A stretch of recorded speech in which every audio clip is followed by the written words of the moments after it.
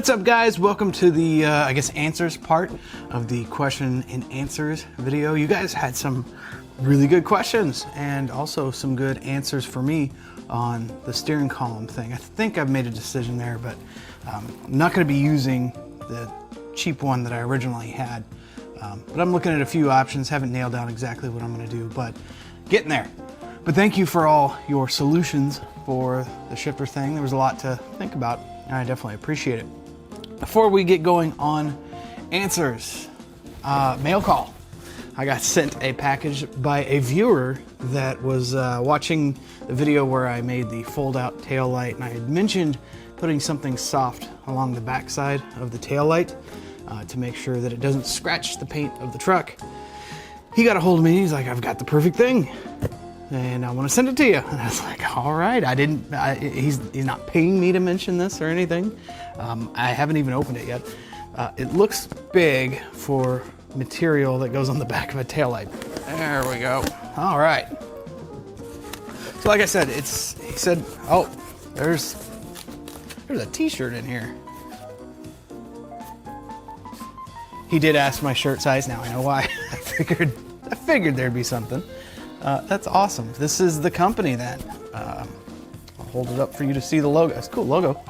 Heat Shield Products. Heat Shield Products, family owned and operated, high performance insulation. Well, that's cool. It's actually a quality shirt too. You know, some of those company shirts you get, it's like wearing sandpaper or something. That's actually nice. Okay, there's more in here than just soft stuff for the back of the taillight.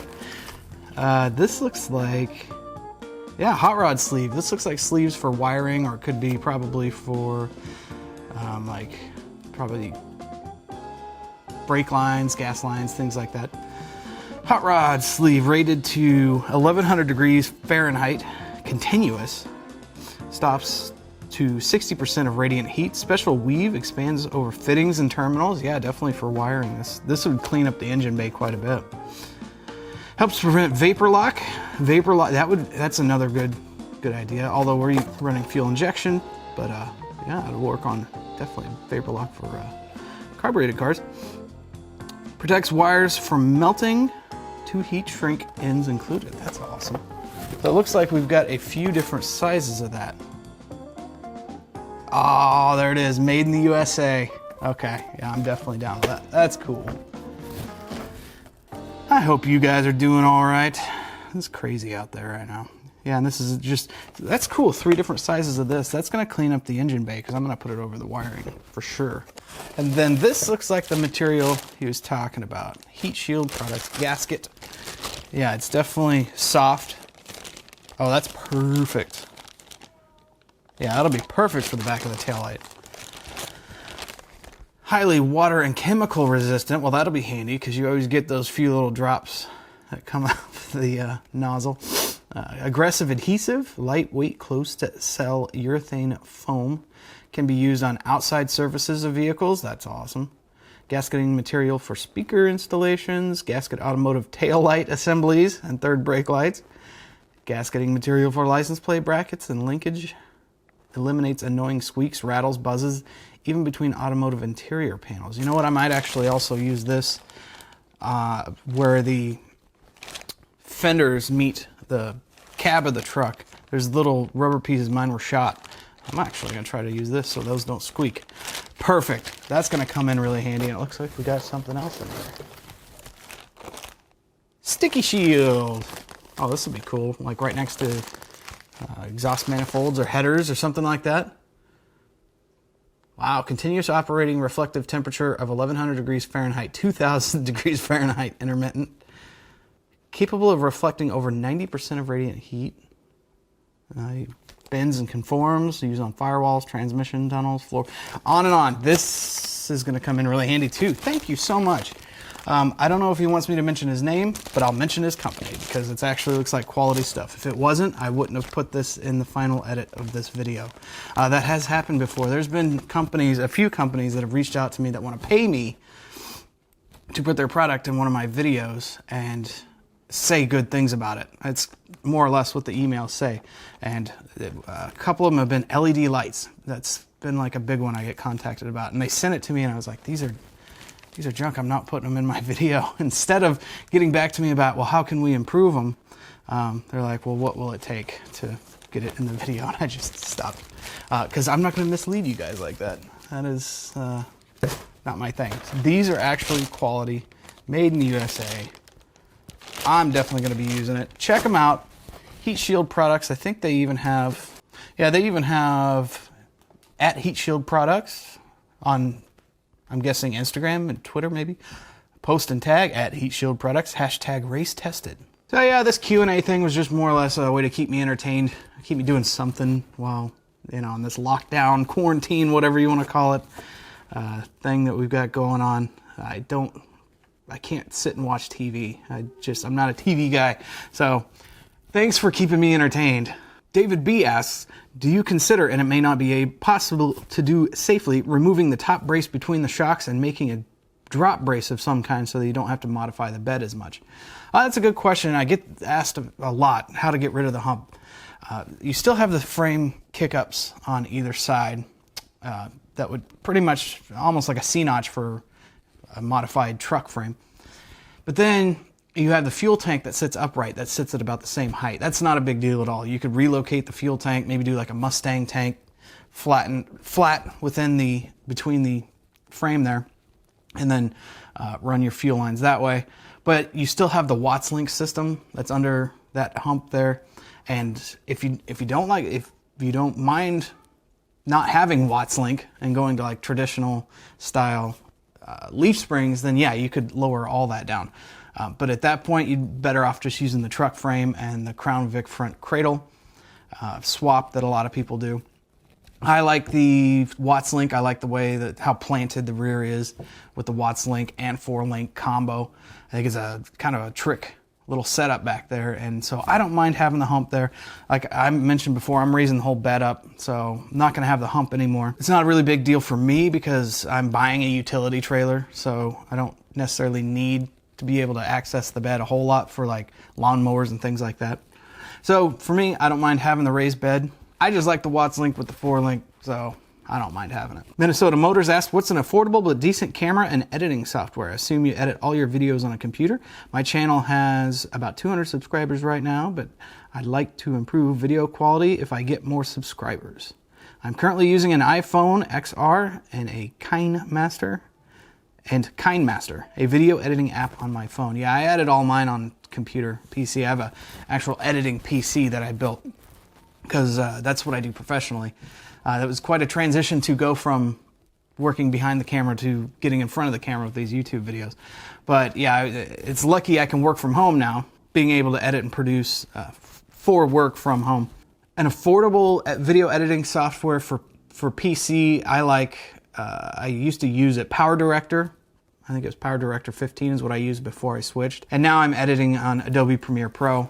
It's a subscription-based software suite that basically you pay $20 a month and you get to use it. You know, it's fully unlocked. It used to be that Premiere Pro was like $600, $800. So it was this huge upfront cost. Now it's a subscription-based, $20 a month, a lot more affordable to get into, but yeah, over time you're probably still going to end up paying that amount, if not more. But it's the go-to, it's the gold standard for professional video editing. It does anything and everything, and I really like Adobe Premiere, and that is not a paid advertisement, because sometimes Adobe does frustrate me with their updating system. You get all ready to edit, and then you got to update and stuff. So just keep in mind, the camera that I'm using is a Panasonic Lumix G7. It's a good camera. It has autofocus and stuff, so that's handy. But one thing to keep in mind is if you up your camera game, up your audio game, because they kind of got to work together. You could have videos that have fantastic video presentation, look great, but sound awful. And the way that video and audio work together, a lot of people don't realize how important audio is. It's a 50-50 split of importance there. So if you up your video game, up your audio game, like I've got a lapel mic on right now, that if I didn't, this would sound thin and echoey and stuff. So just keep in mind little things like that. The lapel mics are great. The wireless ones, they're a little expensive to get a good quality one, but they have wired ones that have super long wires that you can just plug directly into your phone or directly into, say, this camera or most all cameras. Now, you say you're shooting on an iPhone, that's a great platform to shoot from. You can definitely get great, obviously, fantastic video on an iPhone. There's movies being shot on iPhones. It's pretty impressive. But get like some kind of lapel mic or some kind of audio, something for that, and then you'll have pristine, great looking video. That's a great starting point is an iPhone for sure. Stymie asks, I'd like to hear you expand on your background with Ford. Obviously you have the Mustang, multiple trucks, and the Nostalgia Racer. Plus I've seen you wearing a Ford shop shirt. Just curious how that relationship started and if it was a family thing. That's where mine stems. Grandpa had a 79 Bronco, multiple Lincoln Town cars, and I've carried on that Ford family relationship as well. My grandpa had, and I think this is one of the things that started the Ford thing for me. He had this old Ford tractor that when I was little he'd give me rides around on, and that was a big one for me. I love that old Ford tractor. That thing was so cool. And later in life when I got to drive it and stuff, that was cool. Grandpa was definitely a Ford guy, die-hard Ford, but I don't think that had a lot of influence. I'd say that old tractor had more influence than him being die-hard Ford. My dad, he never was brand loyal. He bought Chevys, Dodge, Mopars, Fords, and he wasn't a project car guy, but he maintained his own vehicles. So my dad never restored anything or had old project cars or anything like that, even as much as I begged him to get one. That didn't happen till later, till my first car. But it gave me the opportunity to work on Chevrolet, Mopar, Ford. Yeah, I think those are the big three that he had, and to be able to work on them and maintain them. We built the transmission in his F-150. We put a new motor in his Chevy van, and for me, I just kind of fit into the Ford. Like when you work on different brands, you know, you get some that frustrate you, some that just bother you, and some that just fit. And for me, the Fords just kind of fit. And I'm not diehard Ford. I'm not super brand loyal to it. A lot of the cars I like are Fords. I prefer working on Fords. They just make more sense to me. But definitely one of my dream cars, hopefully we'll get it in here one of these days. If I can find a good one, still kind of out there looking. Not real hard right now because we've got other things going on. But it's a 1956 Chevrolet four-door wagon. I'd love to find one. I've been finding a few here and there, but some have just been so rotted out and just too much work to take on for right now. I know everybody wants the Nomads. The Nomads are cool, but for me, if you got a wagon, let's go four-door with it. And I'm not crazy about the Bel Air. I just like the 210, like the regular old 210 four-door 56 Chevrolet wagon. And then even a Fleetline. I'd love to get an late 40s, early 50s Chevrolet Fleetline. That would be awesome. But yeah, so I'd like to work on Chevrolet. I'd love to have Chevrolet stuff on this channel. That'd be a lot of fun. My first car was a 67 Ford Mustang, and so there's that whole first car connection thing. So that being my first car being a Ford, that definitely helped too. But I've actually owned a lot of different vehicles. Mazdas, Chevrolets, a couple of Mopars, even a Honda, Subaru. I got really into weird engines. I wanted to like own just kind of odd engines, so I bought a Subaru to have the Boxer. I bought a Volvo to have the Slant 5. I bought two Mazda RX-7s, one naturally aspirated, one turbocharged, because I was just fascinated by the rotary engine.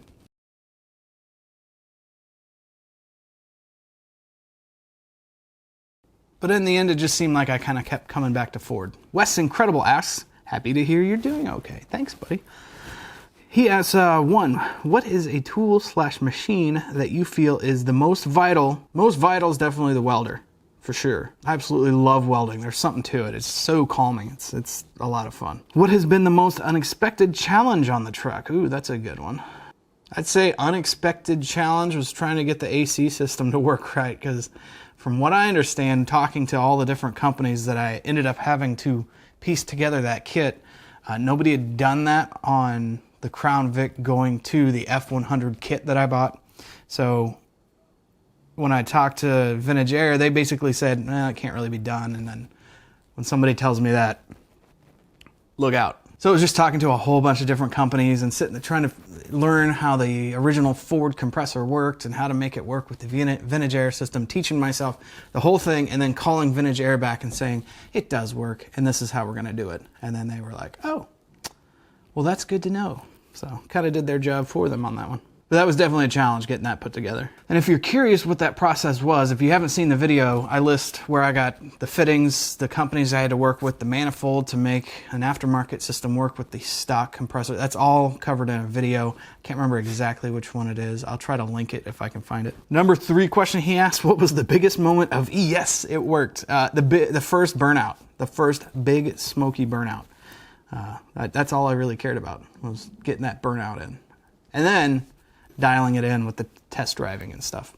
But yeah, first burnout. Editing software, process, music rights, editing software, Adobe Premiere Pro. Process, grab a couple of beers, sit down and start editing, and don't stop until the video is done. And then he's curious about the music rights. I use Soundstripe. And then finally asked, is there a meetup planned in 2024 when this is finally over? Yeah, let's do it. I'd probably do it at Vintage Torque Fest. That's my favorite event of the, I look forward to Vintage Torque Fest all year, and sadly it looks like it is canceled this year. But yeah, Vintage Torque Fest would be a great meetup place. And then you'd be able to watch the Model A go around the dirt track racing other Model A's. That'd be fun. Pat asks, and how you doing, Pat? Pat413, you've been here since like the beginning, bud. A lot of you have. A lot of the ones that have asked have been here for a long time. He wants to know 2 or 3 things. 1, you still playing in the band? How about posting a video of you guys every now and then? Yeah, still playing in the band. I just don't like to necessarily cram it down y'all's throats. You know how it is when you know a guy that's in a band. He's like, hey, we got a new album out. You know, that whole thing. I just want to let that kind of be what it is and grow organically. We just put a LP out. It's cool to have us on vinyl. That's pretty neat. And there I go, hey, got a new album out. But yeah, maybe maybe one of these days I'll put something up. Hey, he's also curious on the AC. Does Vintage Air have a half kit for use with the factory Crown Vic stuff under the hood? Well, now they do.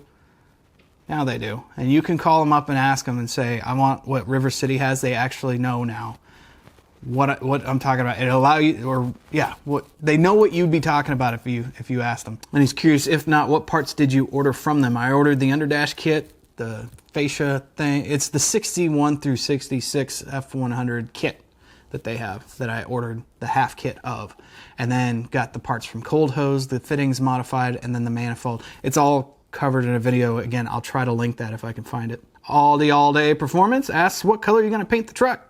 Going to keep the same seat? I am going to keep the same seat. I'm going to get it reupholstered. Reupholstered because I like the bolstering in it. It's got it's a 2008 Toyota Tacoma seat. Fit perfectly in there. Has bolstering because now the truck handles. The old seat, I'd be sliding from door to door. It'd actually be pretty hilarious. But I'm going to get it reupholstered into more of a vintage look with slight bolstering. It's going to look really good. You'll have to see what talking to an upholstery guy. That's the only thing on the truck that I'm not doing. And it's kind of weird. It's like, man, that's the one thing I'm not doing on this truck. I'm painting it. I'm doing the exhaust, did the engine management, the wiring, the making the body fit. But this thing is going to be out of my hands, which will be kind of cool, I think. As for the color of the truck right now, it is Corinthian white, two-tone Corinthian white over Academy blue.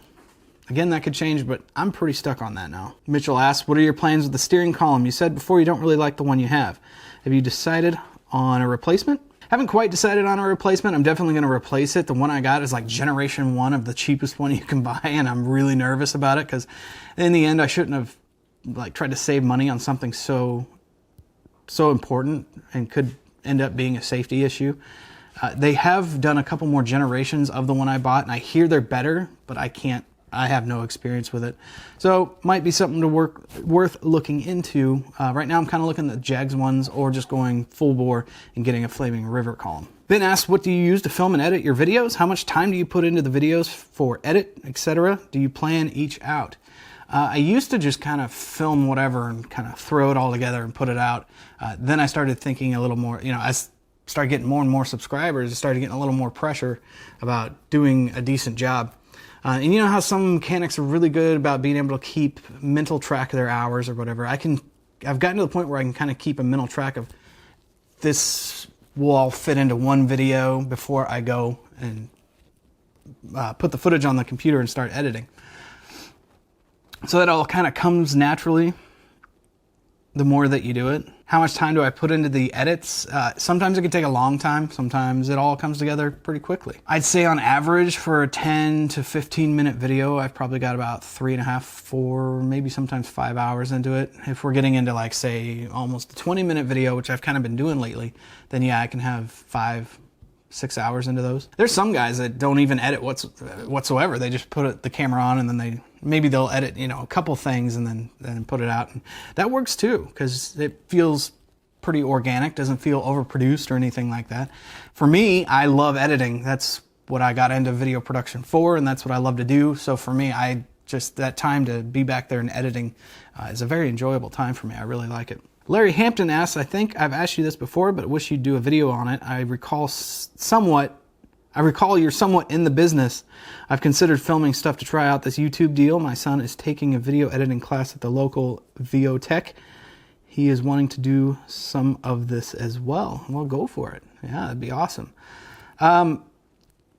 Maybe I will do a video on the process of doing a video. That would be actually kind of interesting. Could work. And best of luck to your son on his video editing and his video editing class, because that's a lot of fun when you get into video editing. Rusty Shackelford, another guy that's been around a long time, and I love your screen name, by the way. Big King of the Hill fan myself. He asked if it was available when you did your swap. What do you think about using the Holley Terminator X Max for Ford modular motors? I'm seriously considering it, as it will give me some good tuning ability when I go crazy with the engine build. I say go for it. That'd be cool. For me, the truck is a shop truck and kind of a cruiser, but if I ever go nuts with something, I'd definitely give it a shot. I'd love to try that thing out. Adam asks, how did you get started with YouTube? Camera, software, plan, etc. I'm about 60% through what I think is a really cool truck build. I'd sort of like to document what I've done thus far, along with the rest of the build. Maybe make back a little project money. That's one really fun thing about the YouTube thing, because not only you get it out there and you do it and you get to interact with cool people, you get to revisit it. How long ago was it when I started this truck thing? It's been a couple years, but it's kind of cool to go back, and it's not necessarily like home videos you would take of yourself. It's like home videos of the garage and what you were doing at that time, and it's really neat to be able to go back and visit it that way. Because one thing that's really crazy to think about is if most likely that these videos are going to outlive me, and the videos you put out might going to outlive you. So it's cool to think for posterity, like great grandkid, generations I may never even meet watching this. That's just crazy to think about. And I think that's really neat. So future great grandchildren, how's it going? I hope you took care of my truck. And you mentioned maybe making back a little project money, as long as you have I think you have the wording right, a little. That's kind of the way the YouTube, at least for me, some of those guys that have those big channels, and they're all the guys doing like the Ferraris and stuff like that. They're getting big money. B is for build and stuff like that. Big money. But for us guys that have channels like under 50,000 subscribers and stuff, yeah, you make a little bit back. A little bit. Blacktop Cruisers asks, I'm in the decision stage for my 68 F100 engine, debating 5.0 Coyote, 5.4 Navigator, or Mustang 2.3 EcoBoost, or 3.5 EcoBoost. Which would you choose? Okay, first, I got to take the 5.4 Navigator out of there, because I've never worked on one. I've never had any experience with one. So that might be an awesome motor, but I don't know much about it. The 5.0 Coyote, obviously a great option. A little expensive still, but as I think prices are starting to come down, the more and more that are out there. So that's nice. Now the 2.3 EcoBoost or 3.5 EcoBoost, that I don't really want to let the cat out of the bag in case it doesn't happen. But I've been looking into those two motors for the Mustang, because I think that'd be really neat to have, an EcoBoost in a classic Mustang convertible cruiser. But plus those EcoBoosts are banshees. So much torque. I think in a 68 F100, I'd probably obviously go Coyote, but I would love to see an EcoBoost in there. There is a guy on YouTube who did a EcoBoost. I think it's a 66 F100. And I just can't get enough of it. It looks really cool. All right, guys, I think that does that for this one. Thank you again for keeping me entertained. This was fun. I enjoyed it. Thank you to Heat Shield Products. I'm excited to get that on the taillight. Already been shooting some footage for the next video, working on the bed, and then finally epoxy the inside of the bed, and then we're on to filler primer. Kind of sad, the welding is over. The welding is done until the Model A gets pulled out, or maybe the Mustang, we'll find out. Guys, thank you, as always. I appreciate it. Give the video a thumbs up if you enjoyed it. Lets me know you care. And welcome to the new subscribers. Picked up quite a few recently, so hope you guys are enjoying the channel. We will be getting back to regularly unscheduled garage video, truck videos very shortly. Guys, thanks so much, and I'll see you in the next one.